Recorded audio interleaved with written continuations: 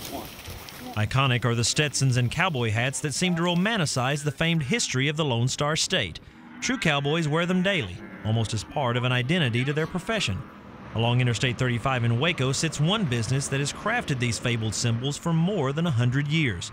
The work of the hat makers inside garners the attention of singers, movie stars, and even a politician or two. In 1993, we were making hats for Clint Black, George Strait, Garth Brooks, making hats for most of the heavy hitters. And it was always interesting going to the shop because you never knew who was going to come in. A fire in 1993 destroyed everything. Lawson says it was during that time that the business sort of lost its niche.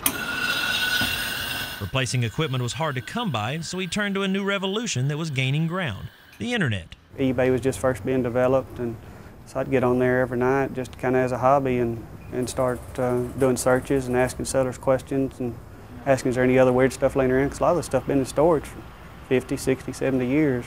What he found were hat-making tools that dated back to the mid-1800s. It became Lawson's personal obsession to seek out these hidden treasures, buy them, and refurbish them for use in the historical business. His most prized possession is a hat-blocking machine that dates back to 1867. This is going to determine the size of the hat. It's going to determine the crown height, the taper. This right here is the heart of the process right here. Lawson's hat-making days span decades. The blanks come from Longview in East Texas and Winchester, Tennessee. Other exotic hairs are imported from Brazil, Czech, and Portugal. The craftsmanship and techniques are sound, producing hats in-house, one at a time, all by hand. The work is quality and custom.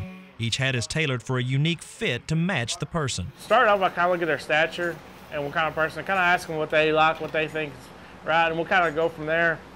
And then once again, is a lot of the hats we could start real slow with on shaping the hats for them, so we could work into what they want, kind of what they like.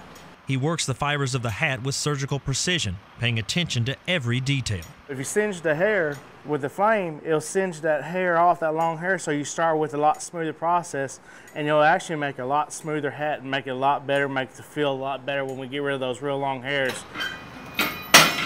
Refurbishing hats is also a service offered at the shop off the interstate. This past summer, a hat from California dated over 100 years came through the store. Like Lawson, Carter arrived at the company by mere chance about a year ago. A welder by trade, he fell victim to the economy. The two former rodeo buddies teamed up again. Lawson needed help and Carter needed work. Together, the two have carried on a legacy that has withstood the test of time. Sure, their hats carry a price tag that far exceeds those that are mass-produced and sold in chain stores. But for those who are serious, what they offer in return is service and skill to ensure the best product possible. It really depends on what you're going to use it for, and we try to spend your money like it's ours. And I think that's the best way to build customer satisfaction and tell your friends stuff about it if I don't try to oversell you on something. Their expertise is hats, and hats are what they focus on. Because at the end of the day, the stories of Nashville's fame stopping by for a custom purchase may be the most intriguing. This guy is the best with these hats. The majority of customers are everyday working cowboys. It's always fun to do the famous ones, but you don't get just as much satisfaction when you see someone that you know that you're going to see at the local restaurant or at the bar or what have you, to know that they proud to have your product on as well.